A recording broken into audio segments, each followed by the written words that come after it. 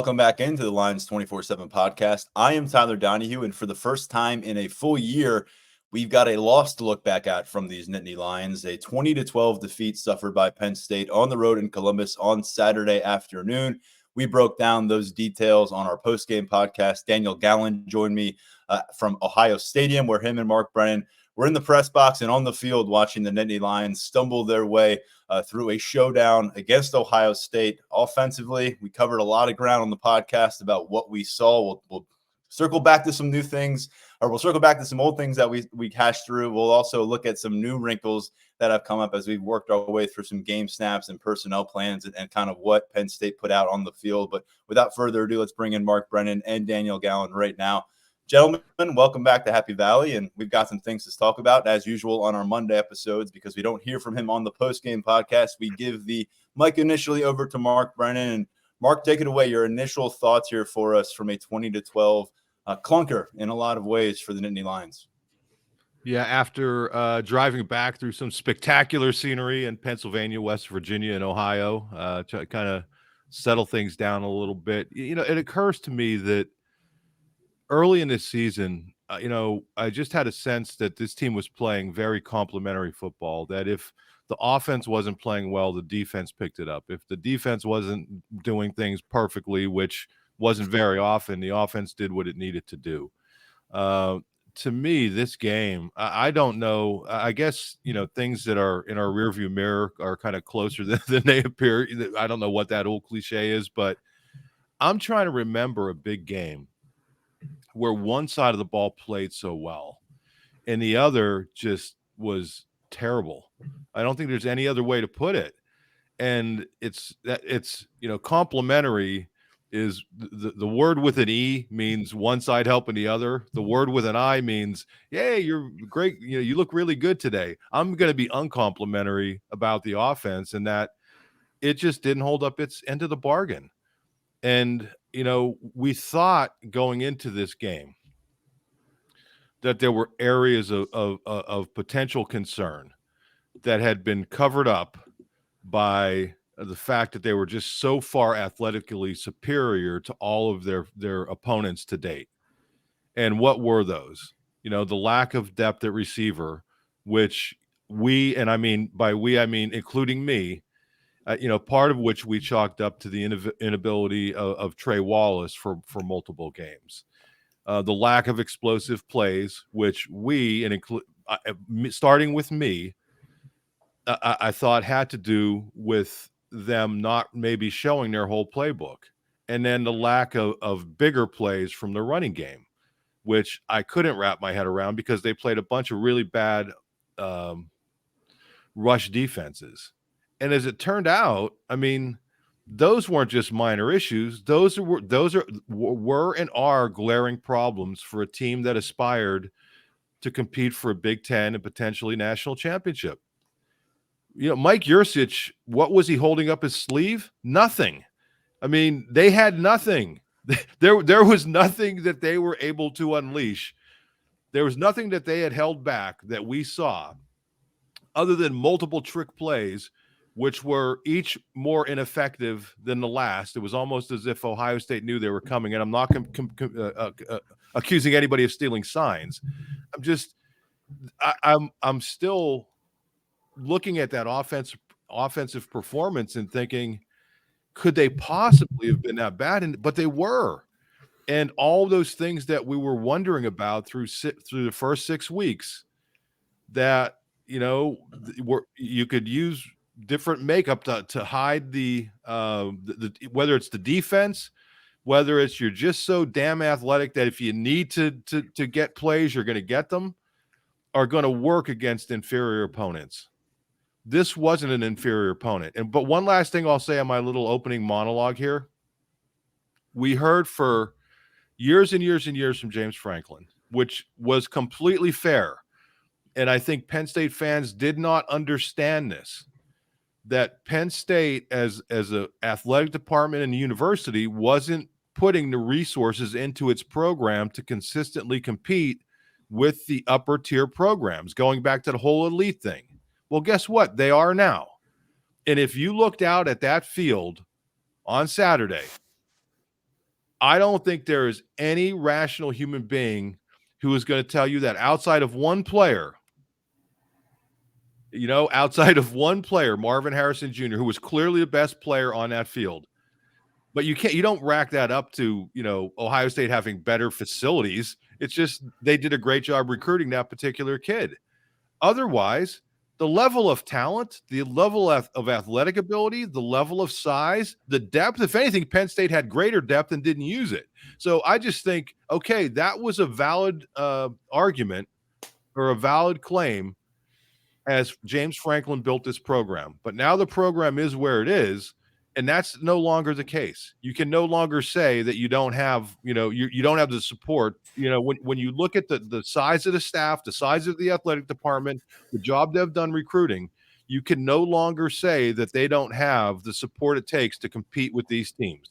We looked out on the field, all of us, everybody, fans out there, you look out on that field and you tell me that Ohio State had better players across the board.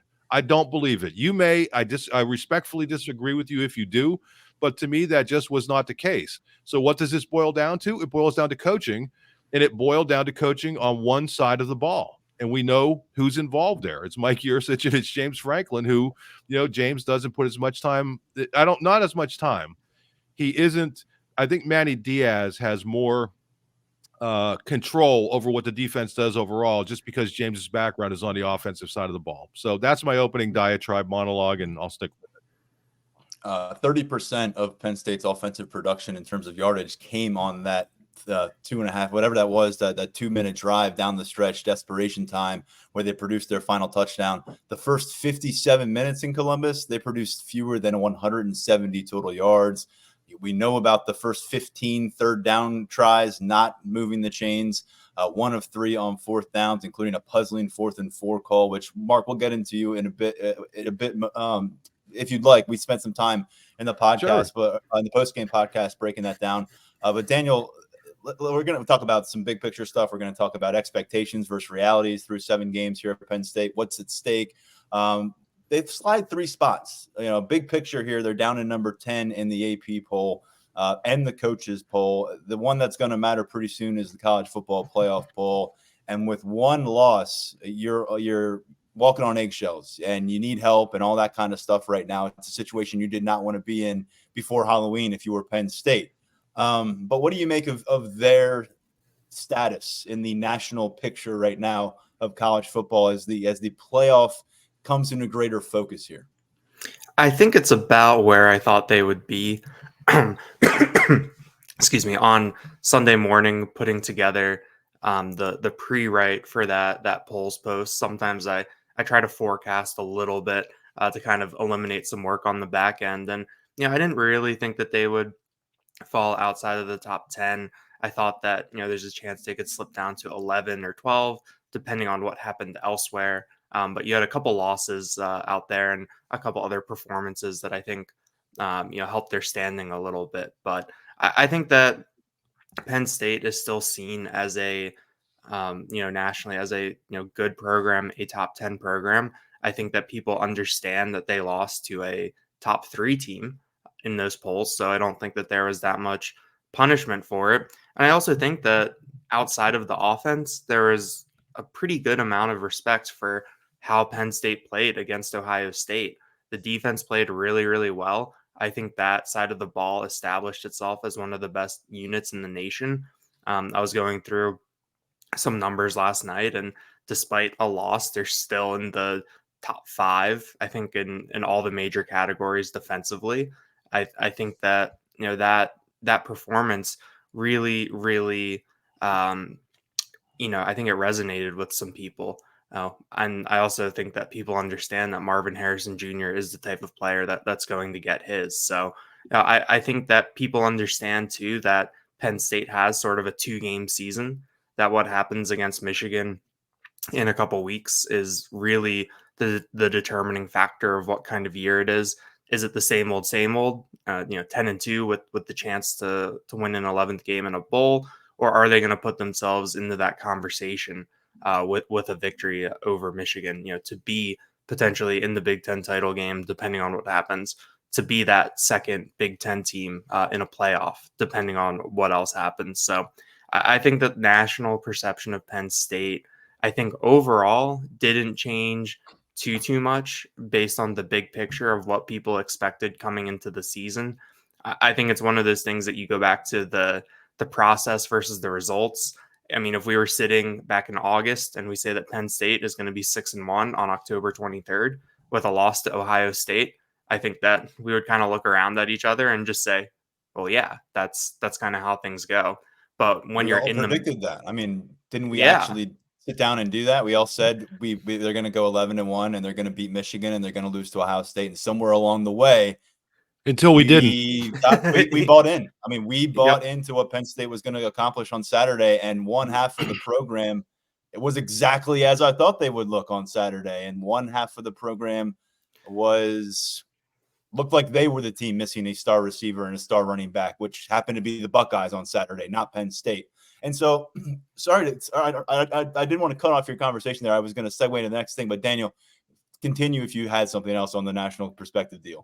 Yeah, so I mean, it's basically when you're in it, it can be hard to see the forest through the trees, or however you want to phrase it, and to see how it happened too, to know how winnable that game was and how close really Penn State was to being able to pull that off. I think from the people that are really involved in the day to day and are really invested and really close to it, this can be kind of this can feel a little bit more ground shaking maybe than it looks to people on the national perspective, even though I do think that the offense's performance, as much as we talk about how the defense's performance might have resonated with national observers, more big picture people, I think the offense probably resonated with some other people as well. So I think that where they are nationally, I think that in the big picture, it's fine. It's maybe where we expected them to be a couple months ago. But in the macro, in the day-to-day, or in the micro, in the day-to-day, I think that you have a little bit more concern. You have a little bit more worry. Tyler, I have a little bit of a different take. Do you mind if I say one thing on that? Of course. It's not opposed to what Daniel said, but I think that as important as the national perspective is, I don't want anybody to get me wrong. Yeah, this team is still in decent shape. It has at least an outside shot of still getting into college football playoff if it takes care of business. The opportunities are there. I'm not saying it's definitely going to happen. And if you beat Michigan, your season is kind of right back on track. And I think when we all picked them to lose one game, we figured, well, if it's not one, it's going to be the other, right?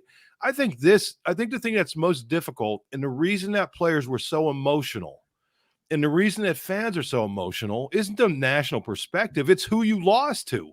I mean, This is a team that's beaten you in 9 of 10 and 7 straight now. And you've had the opportunity to win multiple games in this series. And I don't know that we've ever seen Ohio State as good as Ohio State is. I'm not sure if that's a team that's rated as high, ranked as that ought to be ranked that high, because I look at some other teams. I just think this was a winnable game, and they let it go because one side didn't play well. And yes, I give Ohio State all the credit in the world because they do what they always do against Penn State. They don't panic. They don't crack. They keep fighting. And not that Penn State didn't keep fighting, but they don't make the big mistakes at key moments. And I think that's what's so difficult for everybody. National perspective is great, but this was the last year of divisional series, and your last chance to prove that you're at this team's level before everybody goes off, not in their own directions, but before the divisions are gone, and they weren't able to take advantage of it. And I think had that been the game against Michigan and they lost it, I don't think everybody's crying, and I don't think it would have been emotional, but I think it's also who you lost to in this team that's kind of had your number. And I also think that's why James Franklin, after the game, was so reluctant to go into big picture discussions, because he knows when he did that before with this team, people are still talking about it to this day. Yeah. The how they lost it is something we'll discuss in a moment. The who they lost to, though, going back to that and just hammering home how much of a dark cloud this is on the annual schedule for Penn State. I mean, it's a buildup of goodwill and good grace, and can they get it done? And we're back in this same spot every year. Sean Clifford's 2017 recruiting class, KJ Hamler part of that group, Journey Brown part of that group, they came to campus. Some of them stuck around for 6 years. None of them beat Ohio State. That 2018, that lauded class, the highest rated one they've signed, Micah Parsons, Pat Fryermuth, Jahan Dotson. You go on and on with that class. They all came here. They never beat Ohio State. Some of them were here for 5 years. And now you've got Caden Wallace's class, Adiza Isaac, Daquan Hardy, that 2019 group. They just sealed their fate, unfortunately, of being 0 for 5 against Ohio State. I mean, that's 3 consecutive, relatively highly rated recruiting classes that are supposed to be building you towards something. And they have won New Year's Six bowls, and they have won 10 games in the regular season and 11 games overall. And that's a fantastic place to be overall in the grand scheme of college football. But when your head coach says what he said 5 years ago and doubles down on it and triples down on it in different kinds of ways over the years, and it becomes very clear that James Franklin is measuring this program by how they perform in those 60 minutes against Michigan and Ohio State. They want to treat every game 1-0, but when you're talking about the aspirations like they do openly and candidly this year, we all know what that means. That means beating Ohio State. That means beating Michigan, at least one of them. And so to take on a team in Columbus that I think, I mean, hell, their defense looks fantastic. I'll give them a lot. I mean, if Ohio State's defense is going to play like this, they're going to be hard to beat the rest of the way by anybody, including Michigan potentially, although we have questions about Kyle McCord and what that offense can do.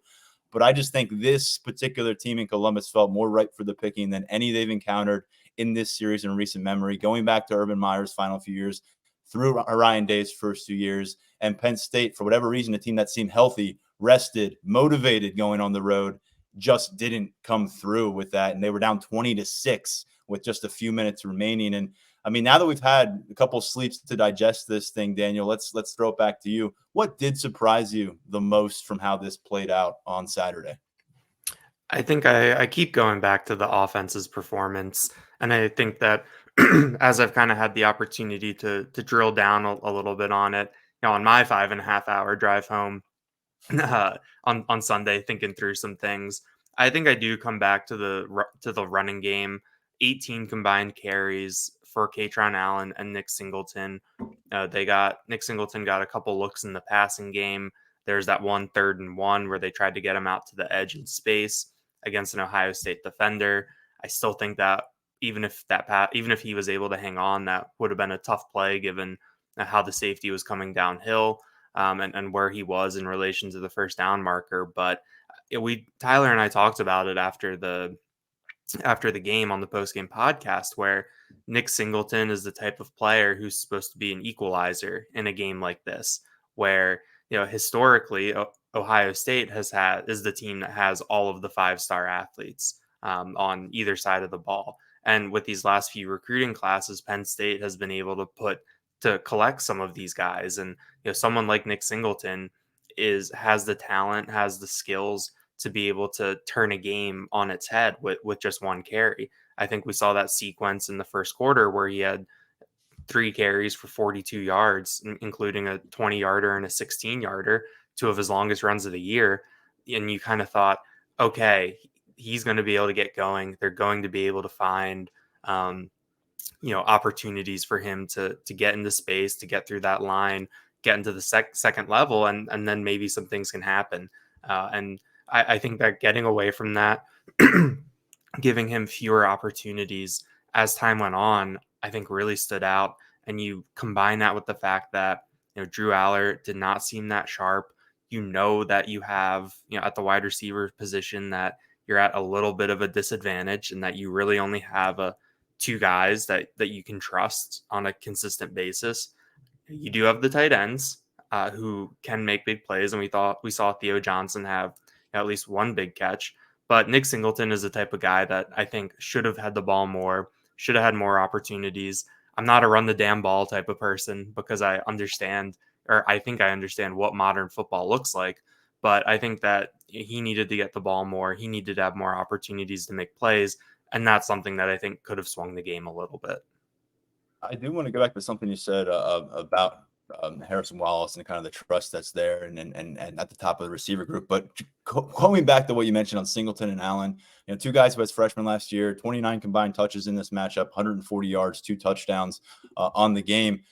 in the fourth quarter, remember how we said going into the game, okay, we're finally going to see a full 4-quarter game from this offense, and what is that going to look like? Well, Nick Singleton had 0 touches in the fourth quarter in this game. Katron Allen had 3 touches in the fourth quarter.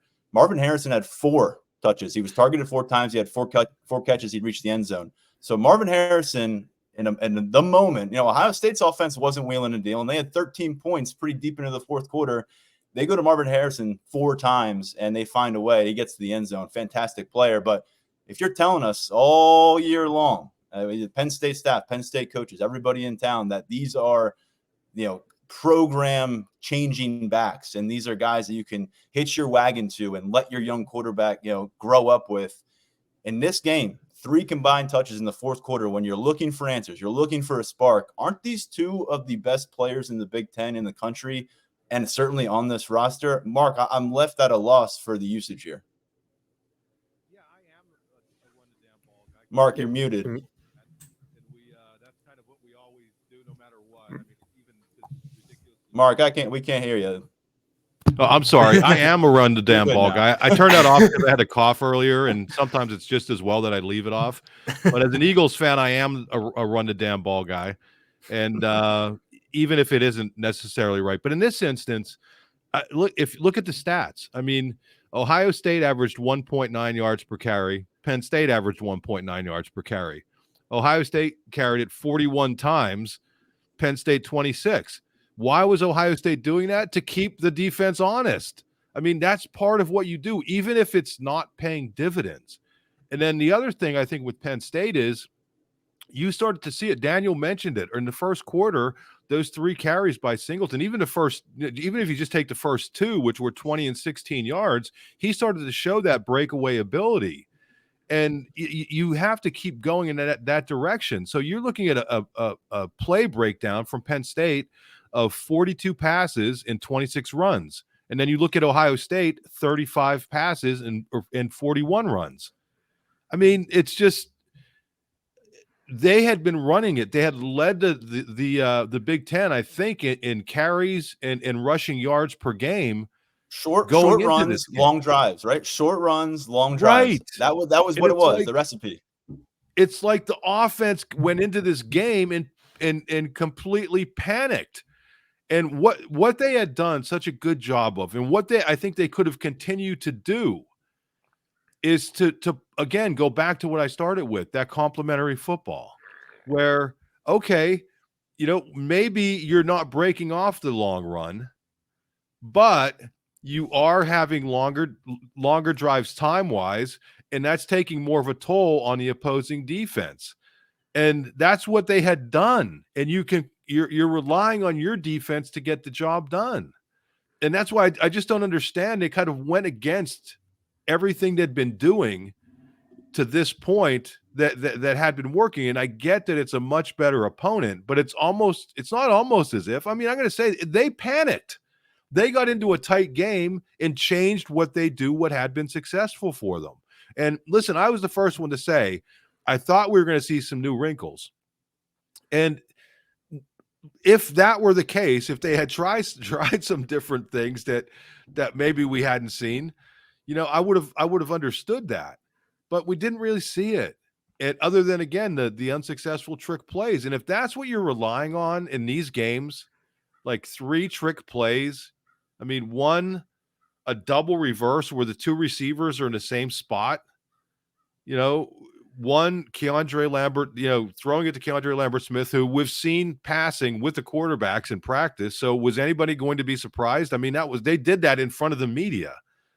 And that's not that one possession game. That's all one possession game we're talking. That's what I'm saying. Not that particular play, but we've seen him actually back there working out with the quarterback. So I think everybody understood. I mean, Ohio State had understood, watch out for this guy. But my point being, you go away from the things that have been working for you. And we've heard over and over.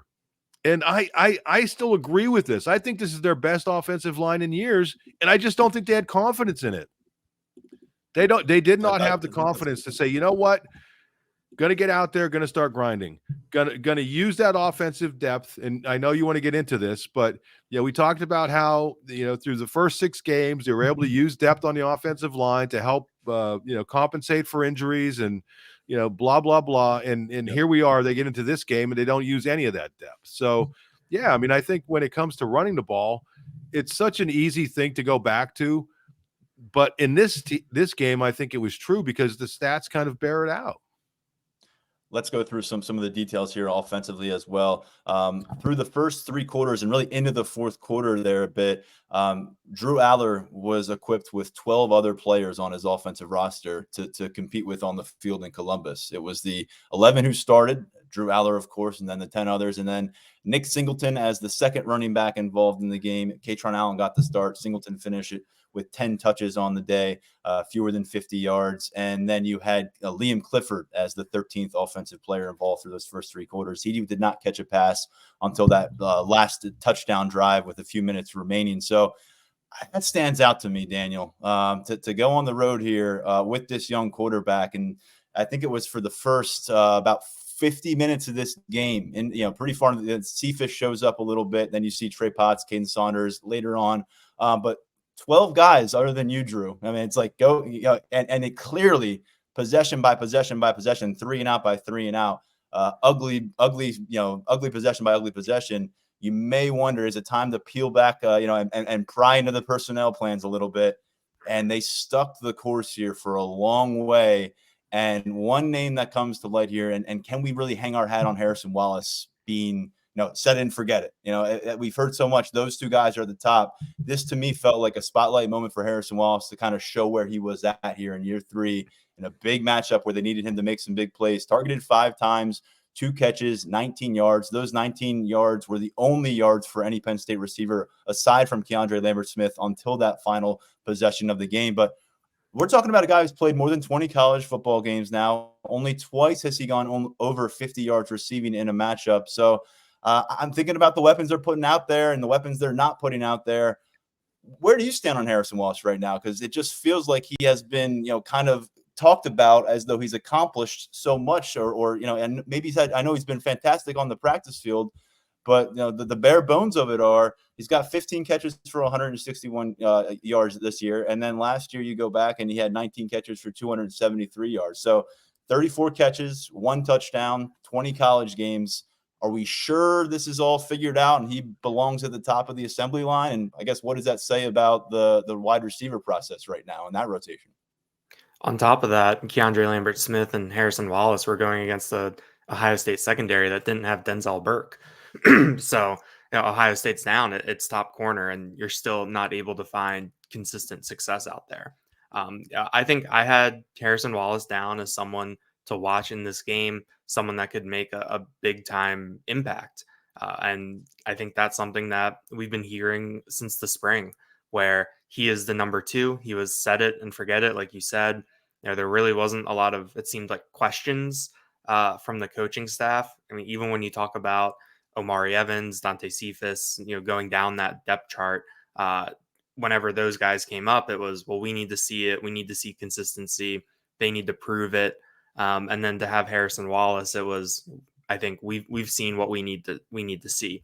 I think there's a couple guys like that every year, it seems like, with Penn State, where as much as you have the competition talk, you come into a season and guys are kind of set. I think that we saw it going into last year with Olu at left tackle, where he got all the reps in the spring and that carried over into the fall. Obviously, that was a very, very correct read and very correct decision in that situation. But looking at Harrison Wallace in this passing game, you do need more out of him. I think that this wide receiver room is in a very tough spot.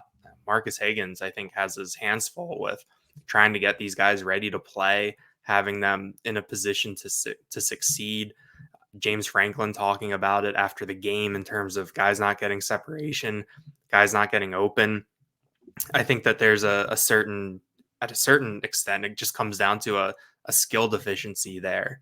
And there are well-regarded recruits in there, guys that 247 Sports had highly rated. I believe Anthony Ivy was a top 247 recruit. Caden Saunders was a top 100 recruit. Carmelo Taylor is someone that has really blazing speed. We knew he was going to be, a bit of a developmental guy coming in, but I think that Penn State just doesn't necessarily have the horses right now on the outside, and that can make life really, really difficult. I'm really curious to see what the rest of the year looks like for Harrison Wallace and looks like for this wide receiver group. I was kind of surprised we didn't see as much Liam Clifford on Saturday. I thought that in this type of game, when you talk about trying to control a game, keeping your offense on the field, moving the chains, we've heard about him as a guy that out of the slot can get open, can be maybe a bit of a safety blanket for a quarterback like Drew Aller. That didn't really come up. We talked about Harrison Wallace as that guy that can move the chains. That didn't really happen. And then all of a sudden, that's a lot on Keandre Lambert-Smith. And I know that I wrote earlier this year that he was looking the part of a number one wide receiver. And I think that he does look the part as this team's number one wide receiver. I think when you zoom out and you look at the rest of college football, maybe that isn't necessarily the case. So this wide receiver group is in a very interesting spot moving forward.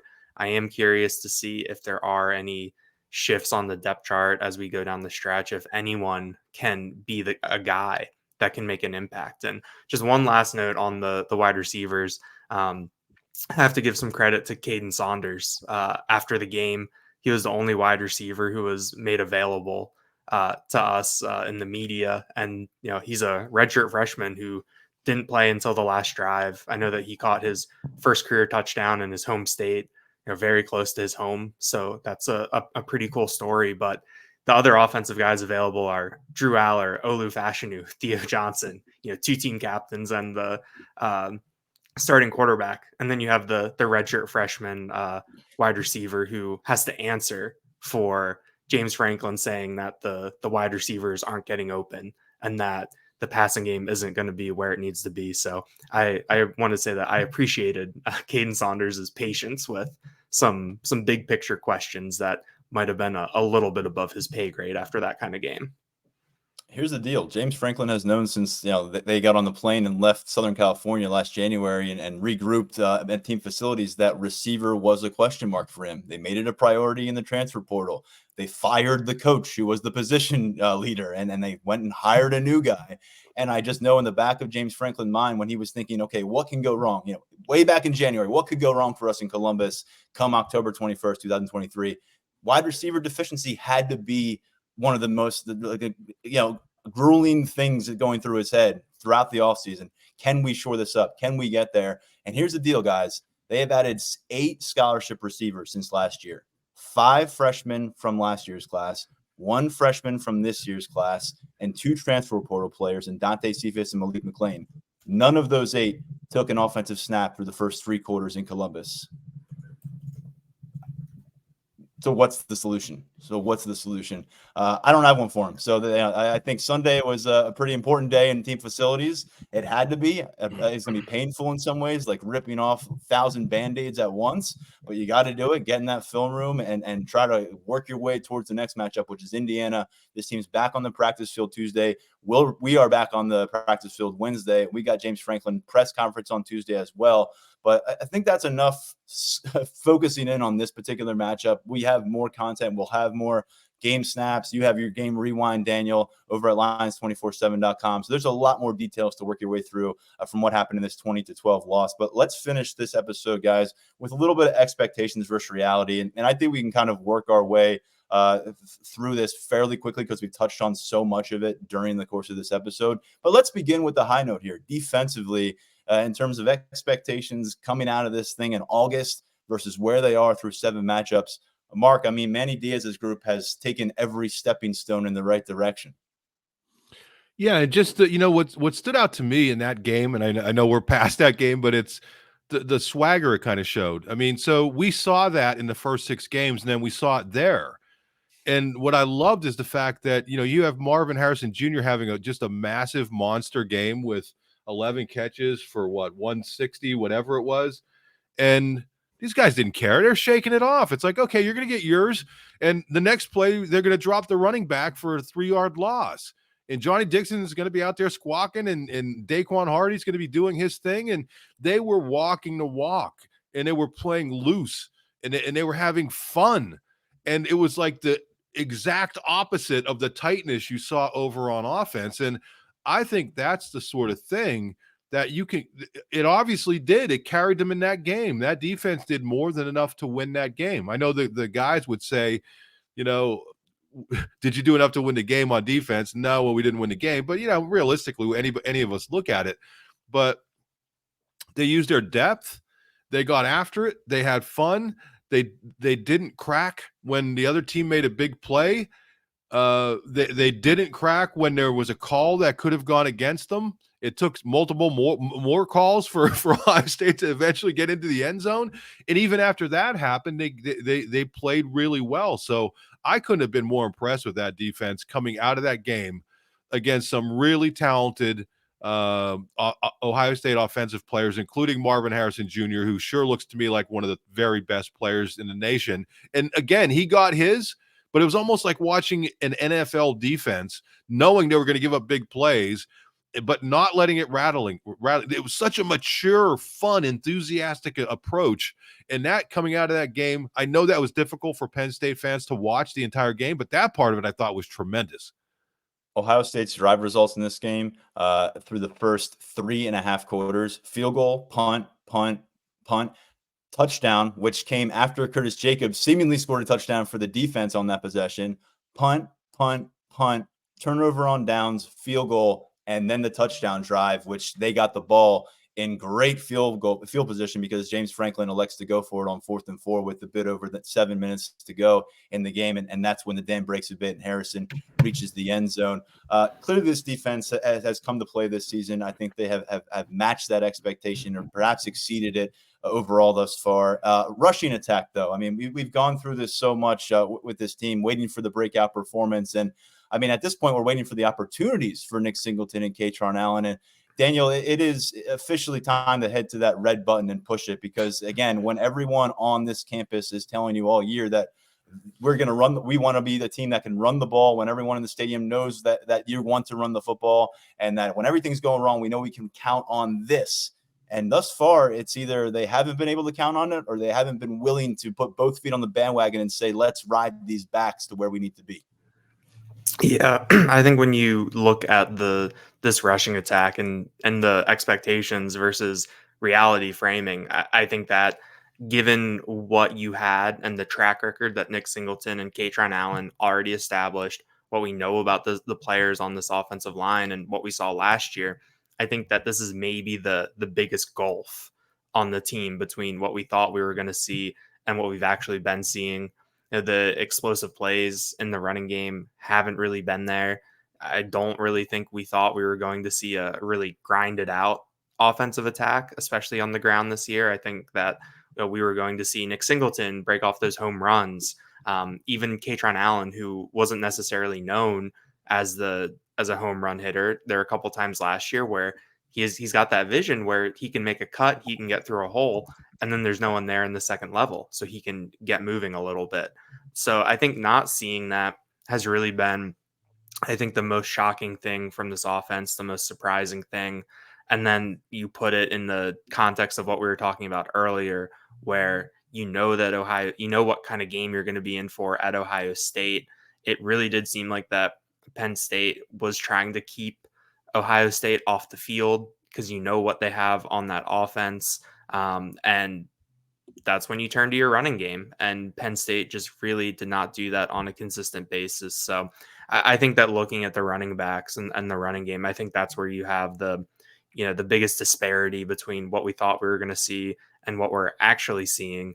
And I think Mark mentioned it earlier. I mean, Penn State played some really bad defenses these past couple of weeks, and we did not see it.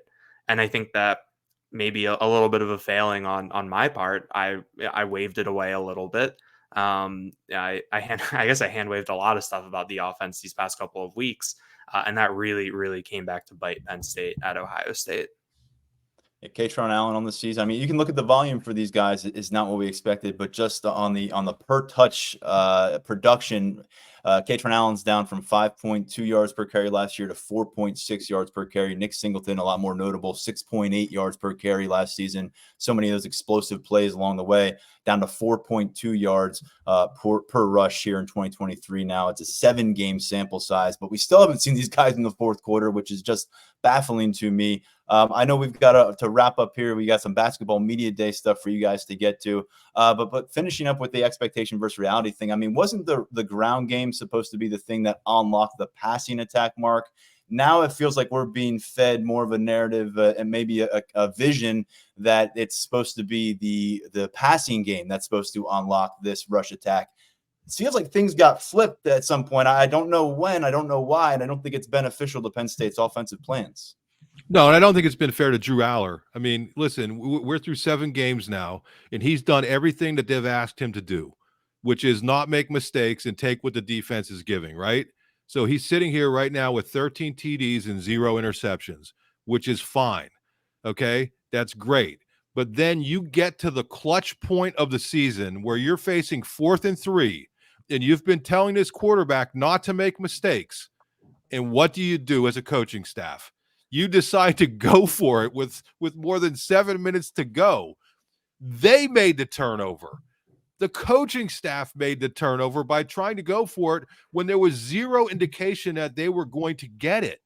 When your punter was playing extremely well, when your defense was playing extremely well, everything at that moment of the game, when it was still a 1-score game, tells you to punt it. And why do I bring this up with the passing game? Because if that's the decision you're going to make at that point of the game, I'm going to tell you that now it's time to let Drew Aller go. And I'm not saying let him make willy-nilly passes wherever, but it's time to start letting he's an adult now as a football player. He's been through 6 games that he won. He's been through a grind of a tough atmosphere that he lost. And now your running game's not working. You got very questionable situations at receiver. If you want to get this passing game going, give him more to do. Let him take some more chances. If you're going to take chances as a coaching staff, fine. But then don't tell your quarterback that he can't take chances. I know that's kind of a roundabout way of getting there, but I think where they are now, it's not going to matter this week. It may matter at Maryland. It's definitely going to matter the following week. They can't be the offense they were. And what's the one thing that can change? You're not getting better receivers in here, are you? I mean, do we think that somehow after this running game has struggled against many of the worst rush defenses in the Big Ten, that it's going to come up? I think the linchpin is going to be put your faith in Drew Aller. And I know fans may be looking at me like I'm nuts, but listen, this kid has a tremendous upside. I think he's going to learn from this game and let him take more chances, whether that's deep balls, whatever that is. I understand why they wanted him to play the way he did to this point, because you figured that with your defense, you were going to be able to pull games out. Well, guess what? You got to that point, and the coaching staff didn't have the faith in the defense to say, so forget about that. Give Drew Aller the opportunity, and let's see what he can do if he's able to take some more chances. Want to finish this off with one more subject, the impact of program newcomers. I mean, it was such an important element of the 2023 success when you discuss 10 different freshmen burning red shirts, and Mitchell Tinsley coming in and being your receptions leader by the end of the season as a guy who was one and done as a transfer player, and Chop Robinson and Hunter Norzad. And you can go down the list and talk about the impact and why it helped lead to that 11-win season. 16 total snaps, offensive, defensive side of the football for new players, for newcomers to this roster against Columbus. So you're pretty much dealing with the same deck you had last year. You got some guys back healthy, but in terms of giving your roster a jolt, it was the Alex Felkin show. I mean, he was the guy who was out there doing stuff. You saw Dante Cephas get involved in the fourth quarter and Trey Potts get involved very late. That was it. Offensive, defensive for program newcomers. Daniel, I'll toss it to you. Does this feel like something that Penn State needs to make more of a concerted effort to tap into a bit now that we've seen them on the big stage, whether it's the freshman class or some of these transfer players, longer looks? Or do we just have to kind of accept that this isn't the same influx that Penn State experienced last season for very different reasons? I mean, I don't want to blame it on talent. You also have to look at what was awaiting them on campus when they arrived from a depth chart perspective. Don't forget about Riley Thompson either. I think he had Right. his best game as Penn State's punter. So when it mattered. Yeah, it really did. And so you're talking about the two biggest impact performances from newcomers coming on from your kicker and your punter. I think looking at that, I was thinking about that too once you brought up that number to us. And I'm not super surprised by that. I think that when we talked about what Penn State was going to look for in the transfer portal, I think there was a lot of talk about adding supplemental pieces. Someone like Trey Potts, where, he needed that number 3 running back, who had experience. And I think that overall, Penn State didn't have a lot of holes on the roster. And then you're talking about this class of 2023. I think that there is kind of a bit of a narrative that these guys aren't necessarily going to need to come in and contribute right away. If someone does push, that's always great.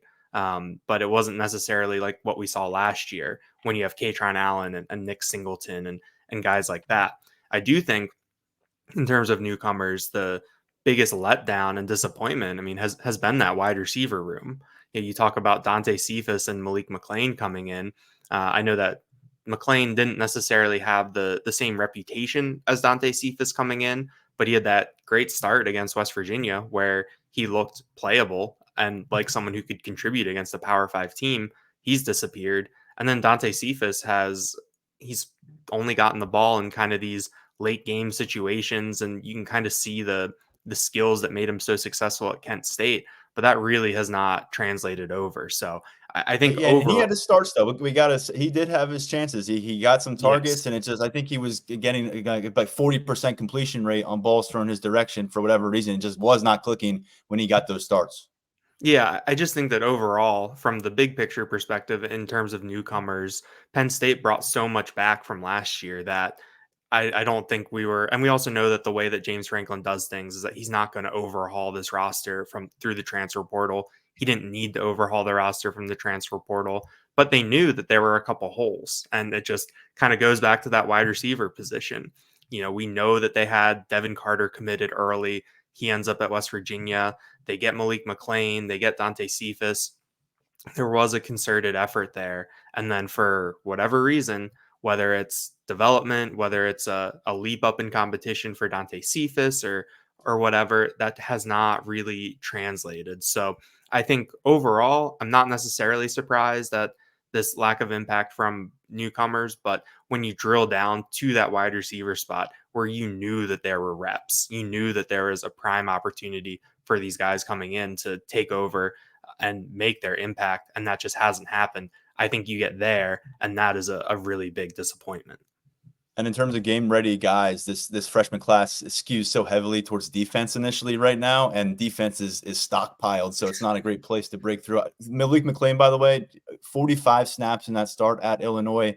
In the 4 games since then, he has handled 24 total offensive snaps. A guy who started 7 games as a freshman a couple of years ago at Florida State. Mark, we'll say goodbye to everyone here. I'm going to give you the last word. I gave you the first word. Anything that we didn't get to that you felt is worthwhile thrown out there? We're going to kind of start to turn attention ahead. Another Big Ten matchup on our next episode, but anything you think it's worth putting on the end of this one as a punctuation mark? Just a couple things. Number one, I think there's so much still for Penn State to play for. Again, things are still out there if they break the right way. I know that's a big if, but you're still a top 10 program, right? So I get that people are riled up, and rightfully so. I mean, again, I think it's not just that it was a loss, but who Penn State lost to. But now there's still plenty of opportunities out there. I like the fact that I think this week's game, Indiana is kind of struggling, but I like the way that game at Maryland is shaping up now, even though Maryland has been kind of up and down. And then you have an opportunity. You have an awesome opportunity against Michigan. I don't think most of us are going to pick Penn State in that game the way we did against Ohio State, but the opportunity is still there. Okay. And then the last thing, I have to go change my shirt because Daniel and I wore the same shirt to the game the other day. And now we wore the same one on this podcast, and I don't want to show up at Hoops Media Day with us people thinking that we're I don't know what, I don't want to say brothers, but because I'm significantly older than Daniel, and I think that would be insulting to him, but some sort of Bopsy twin. So we'll go cover Hoops Media Day and then get back into all the coverage tomorrow. But I appreciate that this was a difficult thing for Penn State fans. No question. People are emotional. People are passionate. But it's the way football season goes, and I'm glad we were able to hash it out here a little bit today. Yeah, we've had some listeners call the post-game podcast and these post-loss podcasts painful. We prefer the phrase therapeutic around here. So we appreciate everyone for listening. I can tell you, at least on YouTube, I think maybe part of it was Ohio State fans kind of, getting some Schadenfreude listening in. But our numbers were way up for this past podcast. So people were curious about this matchup. We got another one to look ahead to. We'll do that on Tuesday. We're back in Beaver Stadium with James Franklin. Probably the perfect, could it have been a better Monday for basketball media to land on here in Happy Valley? These guys will be at that. Check out the coverage at Lions247.com, along with everything else we're hearing from Penn State football's progress coming out of this first loss of 2023. On behalf of Mark and Daniel and everyone at Lions247.com, I'm Tyler Donahue. Thanks as always for listening to the Lions247 podcast.